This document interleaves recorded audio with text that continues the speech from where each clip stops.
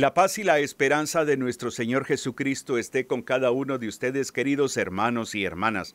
Una vez más tenemos la oportunidad, a través de descubrir, de acercarnos a la palabra de Dios, dejar que Dios nos hable a nosotros, en especial con una reflexión que le he titulado Tu vida es valiosa.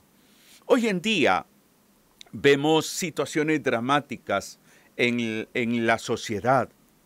El alto índice, por ejemplo, de suicidios, las situaciones de personas sometidas a estados de depresión, de ansiedad, de frustración, un factor de irritabilidad tremendo, la intolerancia.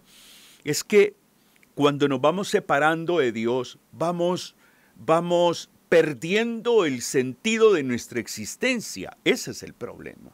Por eso hablar de tu vida es valiosa, es que te centres en ti, dándote cuenta que la vida no es un accidente, hay un propósito maravilloso, hay un propósito divino.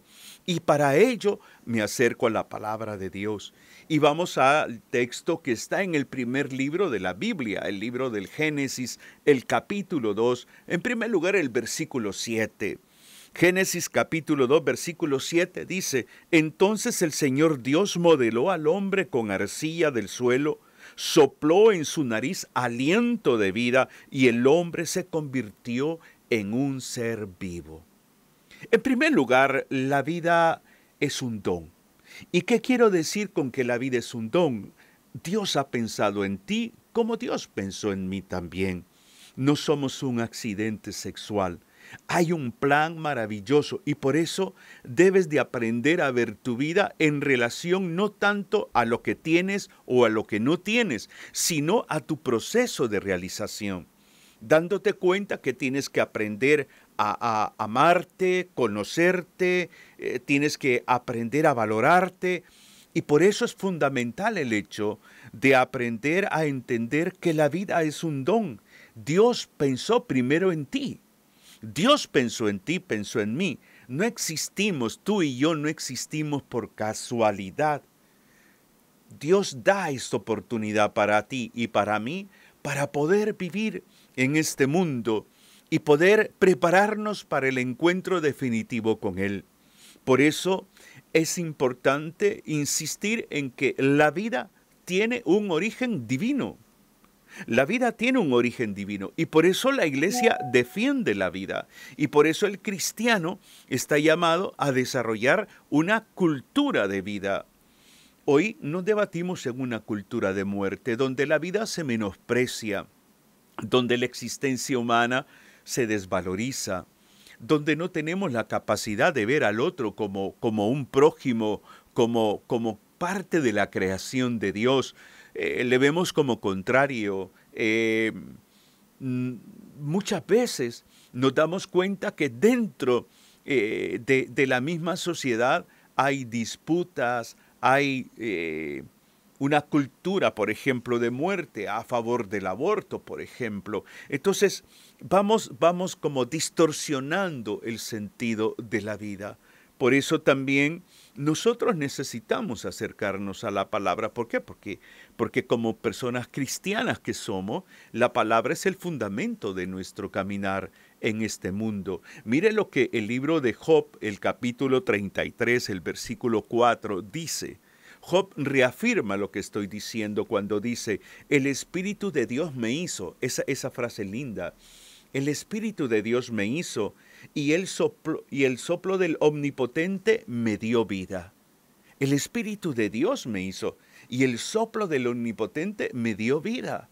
Y por eso es fundamental el hecho de saber entender que esta vida que vivimos, esta vida, nuestra existencia, aparte de ser un don divino, nos toca a nosotros administrarla. Nos toca a nosotros tomar decisiones, nos toca discernir, nos toca visualizarnos, nos toca dar la mejor versión de nosotros mismos. Cada uno de nosotros tenemos una historia de vida. Por lo tanto, la vida misma como tal es variable, es variable. Y no sé si tú lo has vivido, yo creo que todo ser humano lo ha vivido. Variable en el sentido de que hoy estamos sanos, mañana podemos amanecer enfermos, en que eh, hoy tenemos algo, mañana lo perdemos. O sea, lo variable de la vida es así, vida, muerte, eso es así. Por eso es que tenemos que aprender a ver la vida, nuestra existencia, tu existencia y la mía, con seriedad. No es jugar en la vida, es aprender a vivir la vida. Vivir la vida con seriedad implica tomar momentos para aquietarnos, para reflexionar, para pensar, por ejemplo, evaluarnos, hacer como una especie de inventario personal. ¿Cómo estoy viviendo yo la vida? ¿En qué aspectos necesito mejorar? Esto que me está diciendo esta persona, que puede ser nuestro cónyuge, alguno de nuestros hijos, nuestro padre, nuestra madre, alguien miembro de la iglesia, en que yo debo de mejorar, pues yo debo de ver la vida con seriedad y detenerme un poco. Mira, por ejemplo, uno de los dramas muy grandes que vivimos hoy en las familias son las situaciones de adicción. Cuando hay un cónyuge adicto al alcohol, a alguna droga, adictos al trabajo, o sea, y se va generando toda una disfuncionalidad en el hogar y empieza a haber violencia doméstica, psicológica, física, o sea, se ha perdido el sentido de la existencia. ¿Por qué? Porque desgraciadamente vamos perdiendo nuestra dignidad de persona. Una persona adicta va perdiendo no solamente su voluntad, va perdiendo su ser digno de ser humano, o sea, se va degradando a sí mismo, a sí misma, y todo eso le va generando conflictos. Por eso es importante en la vida aprender a saber tomar decisiones. No se pueden tomar decisiones cuando estamos en un caos emocional, cuando tenemos conflictos emocionales, cuando estamos enojados, cuando hay una alteración de nuestro sistema nervioso. Así no se pueden tomar decisiones. No es lo más idóneo tomar decisiones de forma abrupta, impulsiva, no. O sea, la vida es valiosa en la medida que nosotros aprendemos también a discernir, en la medida que aprendemos a ver la realidad de nuestra propia existencia con seriedad, con esa capacidad de esa virtud llamada prudencia, donde voy viendo, voy analizando, voy discerniendo. Por eso la prudencia nos ayuda en todo. Ser prudentes al momento del manejo de nuestras emociones, ser prudentes, discernir el tema de las decisiones. Yo siempre digo, mire, cuando usted va a tomar esas decisiones trascendentales, siempre digo, tome una hoja de papel y un lápiz y ponga en el centro de la hoja la situación que usted está viviendo. Póngale un nombre o dibuje algo, póngale un nombre. Y luego al entorno escriba los posibles escenarios de soluciones. Entonces, en la medida que usted va haciendo eso, usted va funcionando más con cerebro, controla las emociones y de cada escenario usted pone, por ejemplo, ventajas, desventajas, los pros y los contras en cada escenario. Y todo eso le va a ayudar a usted a ver la vida de una manera diferente, más tranquila, más seria, más sosegada. El problema es cuando nos dejamos llevar por nuestras pasiones, por nuestros deseos, por los impulsos carnales. Y todo eso va generando un estado de vida que promueve conmoción, por ejemplo, promueve tristeza, angustia, zozobra, promueve tantos conflictos emocionales. ¿Cuántos casos me toca atender a mí de personas, por ejemplo, adictas al alcohol, adictas a la droga, y que no son capaces de ver el dolor que están propiciando en sus familiares, no son capaces de buscar ayuda, siempre están en esa etapa de negación, yo lo puedo manejar, ustedes están exagerando, yo lo controlo. Pero las demás personas están viendo que no controlas, las demás personas están viendo que no puedes, las demás personas están viendo que más bien te vas degradando como persona y vas afectando a tu entorno. Por lo tanto, es válido hacer un alto y dar un espacio para escuchar, para evaluar la opinión de los demás. Entonces, tenemos que aprender a ser prudentes, porque la vida tiene esa exigencia.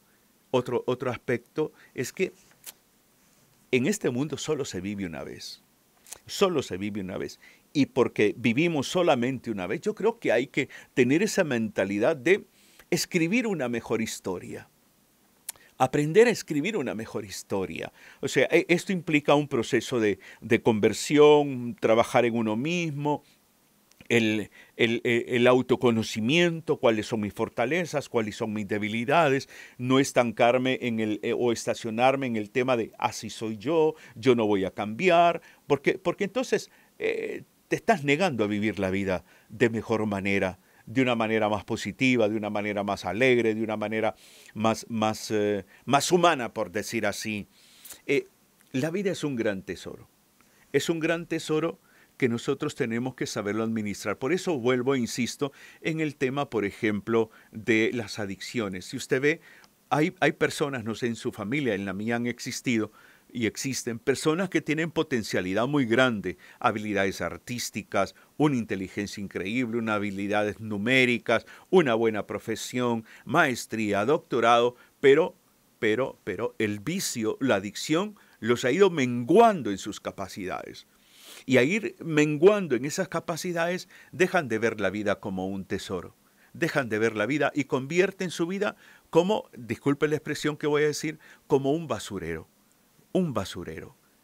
Entonces, cuando uno ve a estas personas que uno les ha conocido, que uno les trata, que uno ha visto sus cualidades, sus habilidades, y de pronto te das cuenta que esta persona está desperdiciando su propia existencia, es que no he entendido que la vida es valiosa y se trata como basura y toda esta situación va menguando esa capacidad de disfrutar la vida, de saber interpretar que la vida es un don, es algo que hay que disfrutarlo.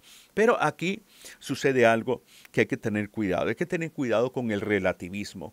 El relativismo es cuando minimizamos nuestra existencia. De todos modos me voy a morir.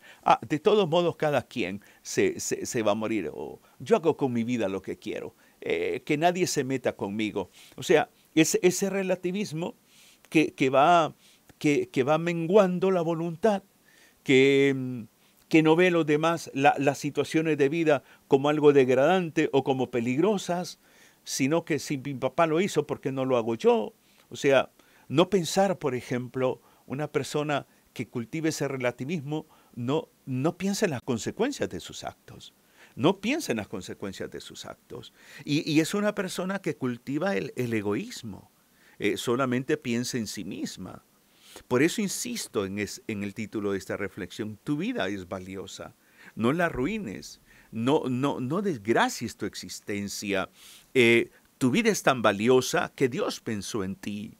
Y por eso cada uno de nosotros tenemos que aprender a amar nuestra existencia, a pesar de la historia de vida que tengamos, a pesar de esa infancia, de esa adolescencia que fue muy dura, que quizás no te manifestaron afecto, que quizás no creciste al lado de papá o de mamá, que quizás viviste con otras personas. O sea, toda esa situación te va haciendo como una persona que va menguando esa potencialidad de disfrutar el día, de perdonar, de amar. Siempre estás con resentimiento con tu papá o tu mamá que te abandonaron, con esos conflictos internos. Entonces, no has entendido todavía que realmente no estás amando. Mira, uno de los ejemplos más fuertes en este sentido es José. Puedes leer los últimos capítulos del libro del Génesis. José, cuando sus hermanos lo venden y toda esta situación, y José llega a ser el segundo del imperio de los egipcios, y llegan los hermanos. O sea, no tengo tiempo para narrar este texto, pero yo te sugiero que busques tu Biblia, el libro del Génesis, los últimos capítulos que tienen que ver con la vida de José, y te vas a dar cuenta tú cómo José aprendió a ver la vida desde ese sentido de ser valiosa, aprendió a perdonar a sus hermanos, aprendió a reconciliarse con sus hermanos. O sea, ese es el sentido de la existencia también. Por eso la vida tenemos que valorizarla. Y al valorizarla hay que saber interpretar que tu existencia y mi existencia no tiene precio alguno a nivel material. El único precio que tiene es la sangre de Jesucristo. Por eso, valorizar nuestra vida también implica cuidar el cuerpo, cuidar la mente, cuidar el alma. Es importante esto.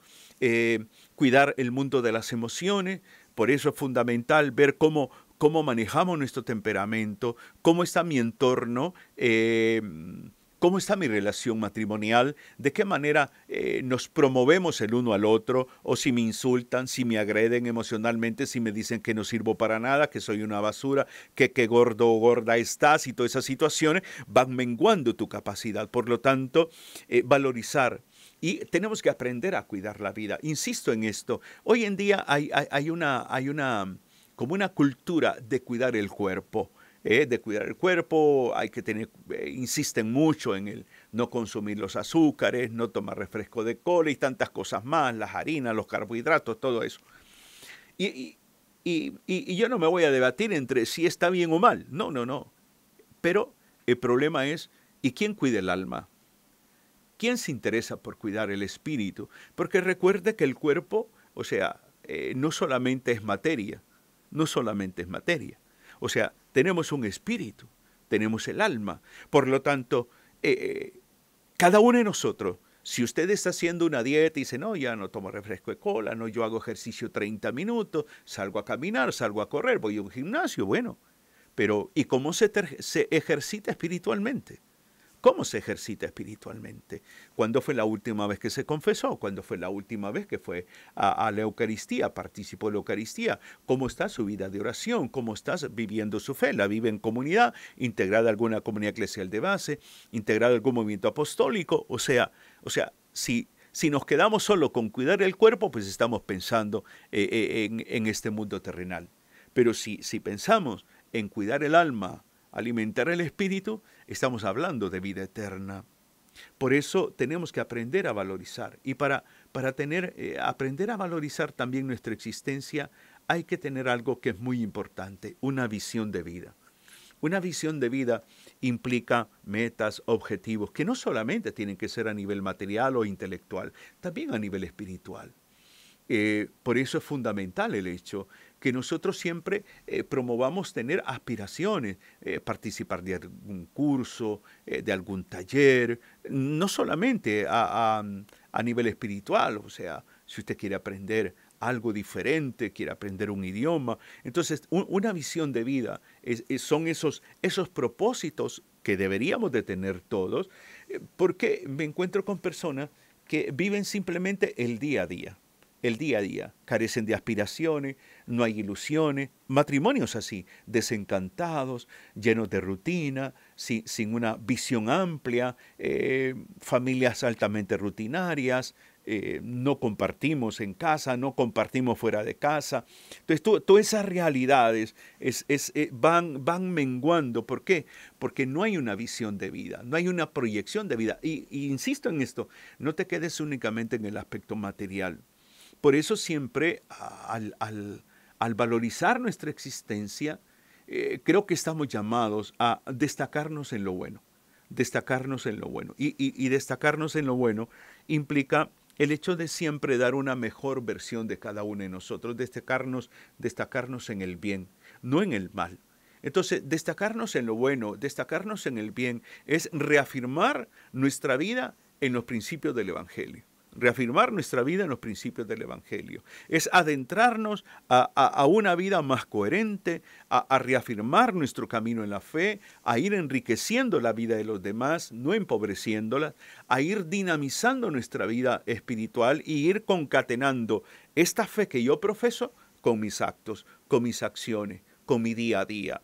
Por eso, destacarnos en lo bueno es aprovechar cada momento para llevar una vida en realización. O sea, tú tienes que entender algo.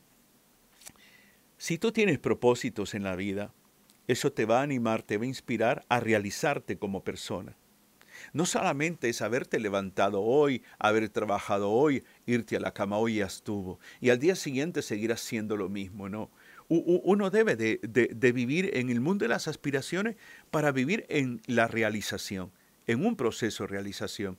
Por eso fíjate bien que una persona plena, una persona satisfecha de la vida, es aquella persona que se ha encontrado consigo misma, es aquella persona que entiende que el camino de la fe es una riqueza, es aquella persona que promueve el bien, es aquella persona que construye relaciones, es aquella persona que vive en libertad con las cosas, es aquella persona que transmite paz, serenidad, que promueve siempre esa cultura de la reconciliación, esa cultura de la clarificación, de siempre ser provínculos, por decir así, o sea, nada de enemistad, nada de actuar mal contra alguien, siempre está ese sentido de resolución de conflictos. Por eso es que necesitamos entender. Todo esto nos lleva también a un aspecto importante. La vida es frágil.